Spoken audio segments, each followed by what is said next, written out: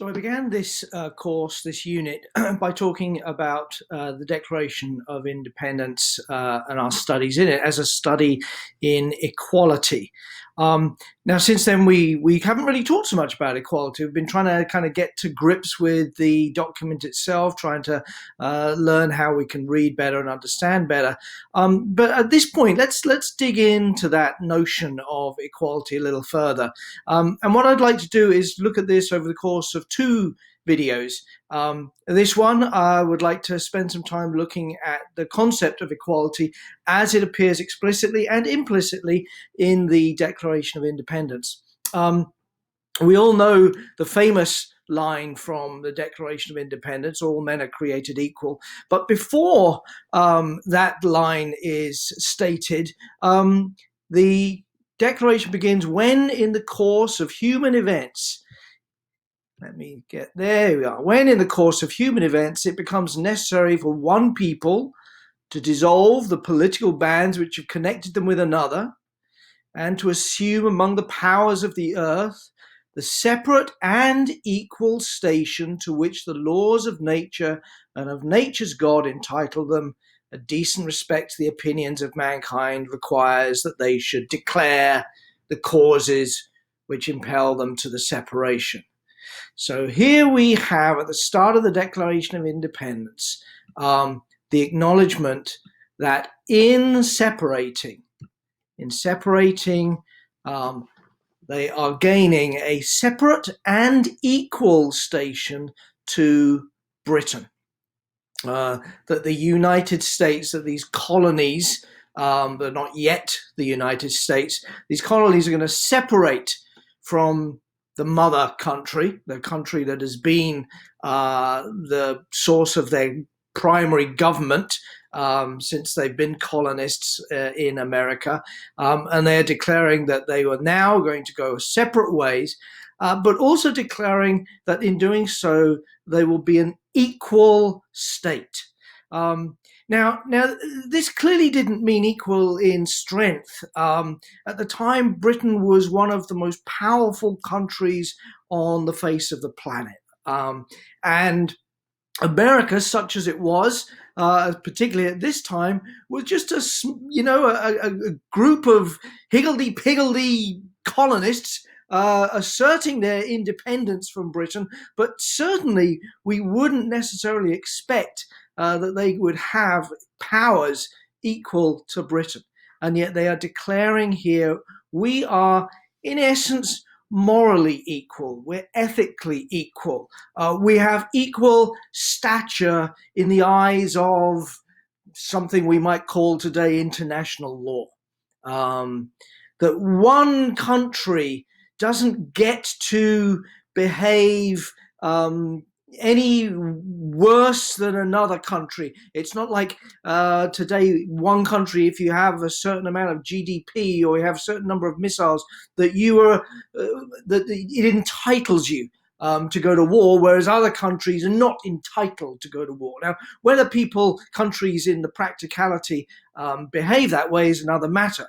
But we have this idea that states are independently sovereign, and have equal rights in the eyes of international law.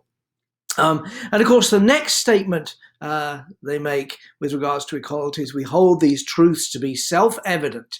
It's obvious that all men are created equal, that they are endowed by their Creator with certain unalienable rights, that among these are life, liberty, and the pursuit of happiness. Let's pause in the sentence there. Again, it's doubtful that the founders believed that all people were equally clever or equally handsome, equally good at writing or whatever it might be. But they were morally equal. They were ethically equal. They were declaring that the king had no more right to strip them of their liberty than they had the right to strip the king of his liberty. That the law needs to treat everyone equally. This is the idea that that Atticus Finch tries to teach his children in To Kill a Mockingbird. Yeah, that Tom Robinson despite the color of his skin in a racist society, deserves a fair and just trial, and that Atticus, as a lawyer, is obliged to give him the best defense he can give him, because in a courtroom, the eyes of the law should look equally justly on a person, whomever they may be. Okay, whoever they may be. So there's sort of some explicit ideas about equality as we see it in the Declaration of Independence. But there's a little more to it than that as well. If we go towards the end of the Declaration, we get a couple of words here that remind me very much also of the notion of equality. We're back to this word justice here. Justice implies equality. When we have the symbol, the icon of justice is a woman blindfolded. She can't see whether you're a man or a woman, beautiful, ugly, black or white. Can't see that. Should judge you equally. And the scale, justice holds scales that weigh things equally. The scale shouldn't tip down one way or the other. In the eyes of the law, everyone should be treated equally fairly. That is the notion of justice. In fact, when we see things in our society that are unjust, we see it as a problem of inequality.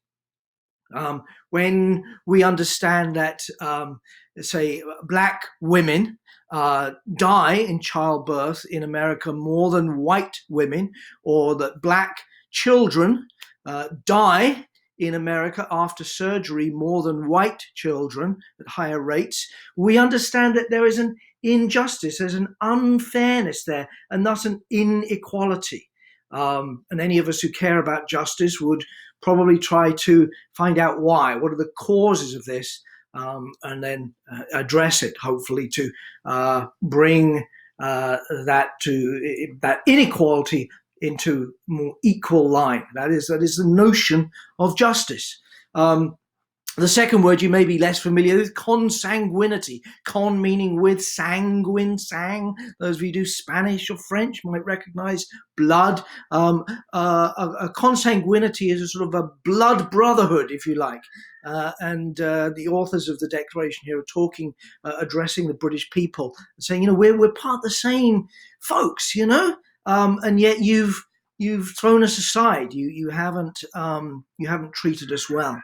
You haven't defended us. You have not been allies to us, even though we are of the same blood in many cases, same ancestors in many cases.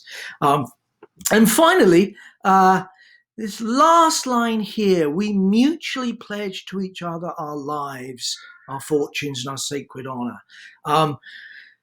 The people who signed this document, the men who signed this document, are pledging mutually together.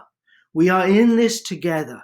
We're not putting one person out as, here's a spokesperson, we'll just get behind you and, hey, you, Thomas Jefferson, you say this to the king and, you can speak up for us. No, they're saying we're all in this together. Again, there's a sort of equality implied in that.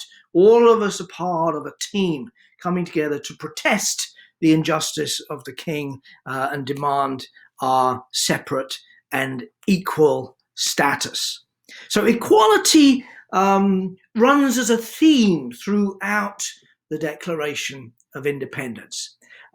In the next video, I'd like to talk to you about how the Declaration was written and the notion of equality sort of embedding itself in even in the very ways in which the Declaration came into being.